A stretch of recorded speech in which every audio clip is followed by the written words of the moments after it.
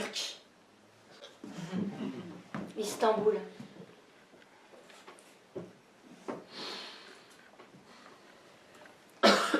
Nous allâmes au petit port où les paysannes vendaient des framboises. Péniches et yachts tiraient doucement sur leurs chaînes. Quelques gamins plongeaient bruyamment. Agitée par la brise, l'eau montrait des profondeurs bleues et vertes, puis elle léchait le quai de marbre. De l'empêcheur ramait dans des cailles. Oui, ce sont des petits bateaux rustiques, à voile ou à rame. Ces rives devenant pourpres à la fin du jour, je reconnus ma Méditerranée rieuse, la mer enjôleuse avec des arbres penchés sur sa grève. Cette mer du milieu dont l'atmosphère et la culture sont à la mesure de l'homme. Sur une terrasse au vu du grand ciel, nous soupâmes d'un potage, de viande froide, de salade, de fromage et de fruits. Peu après, nous rentrâmes.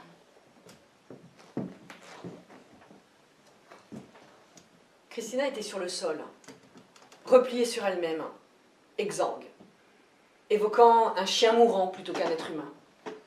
Debout près d'elle, je lui donne des coups de pied tout en criant furieusement. « Parlerez-vous maintenant?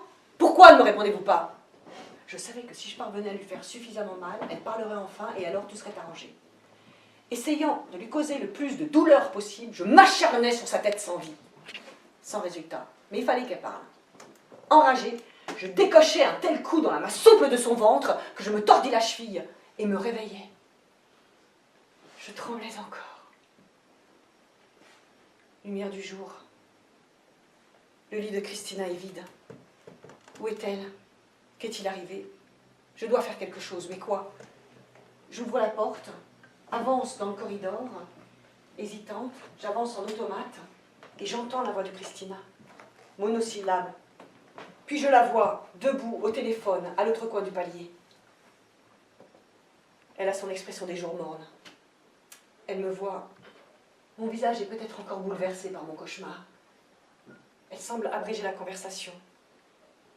Il y a quelques instants, j'avais honte d'être un tortionnaire.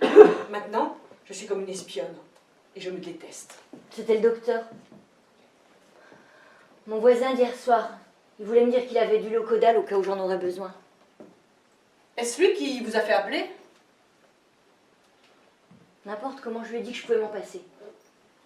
Christina, savez-vous pourquoi je me suis réveillée? Et je lui raconte mon rêve, sans en omettre les détails choquants. Nous sommes émus.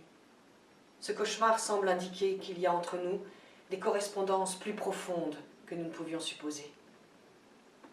Je suis bouleversée de voir que j'ai en moi de telles possibilités de cruauté. Je crois que je préférerais vous tuer plutôt que de vous voir devenir la loque humaine de mon rêve. Kimi, depuis quelque temps, je voulais vous demander, pourquoi vous faites-vous tant de soucis à mon sujet? Pourquoi m'avoir emmené avec vous? Pourquoi je me fais du souci à votre sujet? Je ne sais pas. Impossible de vous dire si c'est parce que je vous aime ou parce que je vous déteste. Quant à répondre à votre seconde question, à vrai dire, je voyage avec vous parce que je voyage avec vous. Et dire que vous savez capable de vivre sans ce poison. À plusieurs reprises et pendant des mois, vous avez pu vous en passer. Alors que dois-je faire? Je ne peux pas vous aider malgré vous. Dois-je vous enfermer la nuit, fouiller constamment votre valise, monter la garde? Grand Dieu, au nom de quoi pourrais-je ainsi limiter votre indépendance? Je vous donne tout pouvoir sur moi, jour et nuit. Ne me laissez pas seule. Si cela devait se reproduire, je ferai demi-tour et vous laisserai la Ford. Partons au plus vite, je dois être loin des villes. Je sais alors que je ne peux pas m'en procurer et il m'est plus facile de vivre. Dans les villes, je ne peux pas m'empêcher de penser. La tentation peut venir d'un moment à l'autre. Je vais céder. Je suis obsédée par les quelques moments d'oubli que cela me donne.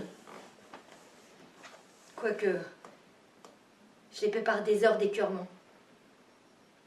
Je n'en éprouve même pas de plaisir. Ce serait plutôt comme une pause dans le vide. La seule détente que je connaisse. Le reste du temps, même pendant ces nuits qui n'en finissent pas, je vis dans la crainte que ma peur me submerge, que cette tentation qui me taraude vienne à percer le mur de ma résolution. Je vis à moitié paralysée dans la terreur de ce qui pourrait arriver. Quel radotage!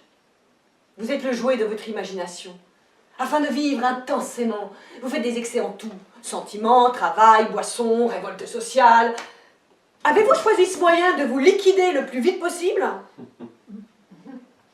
Il faut vous contraindre à vivre posément, d'une manière égale et monotone, qui vous donne une chance de vous refaire. Par la suite, vous pourrez apprendre quelle richesse et quelle intensité sont contenues dans une minute ordinaire.